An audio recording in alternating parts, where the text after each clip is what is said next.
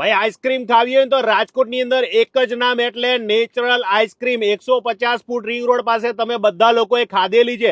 હવે તમને નવી જગ્યાએ એ લોકોની બીજી બ્રાન્ચ ચાલુ થઈ ગઈ છે મોટા મહુવાની અંદર. અને ભાઈ ત્યાં પહોંચી જાજો, એડ્રેસ લોકેશન આપી દીધું છે. મેં અત્યારે ઓર્ડર બધી અલગ અલગ આઈસ્ક્રીમ કરી દીધી છે.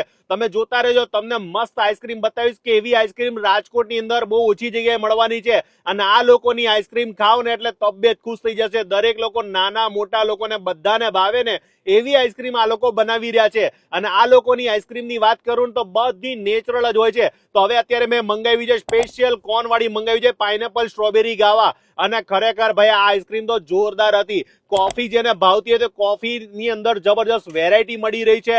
અને જેટલા લોકોને છે ને ભાઈ કોકોનટ, નાગા, ચીલી, ભાઈ આઈસ્ક્રીમ છે ને તીખી આઈસ્ક્રીમ મસ્ત તંબરિયા ચડી દે ને એવી આઈસ્ક્રીમ છે. અને મેંગો પીસ વાળી, મલાઈ વાળી, આ હા ભાઈ મારી તો ફેવરેટ થઈ ગઈ છે. અને જેટલા લોકોને કાલાજામ એટલે ભાવતા હોય ને જાંબુ ભાવતા એ લોકો માટે તો જોરદાર આઈસ્ક્રીમ છે. ચોકો બાઈટ એટલે એક એક બાઈટ ની અંદર તમને ચોકોનું ફ્લેવર આવે. અને શેકમાં તો એટલું કહીશ કે રાજકોટની અંદર આવો અંજીર શેક પી લેશો એટલે તમારો થાક દૂર થઈ જશે.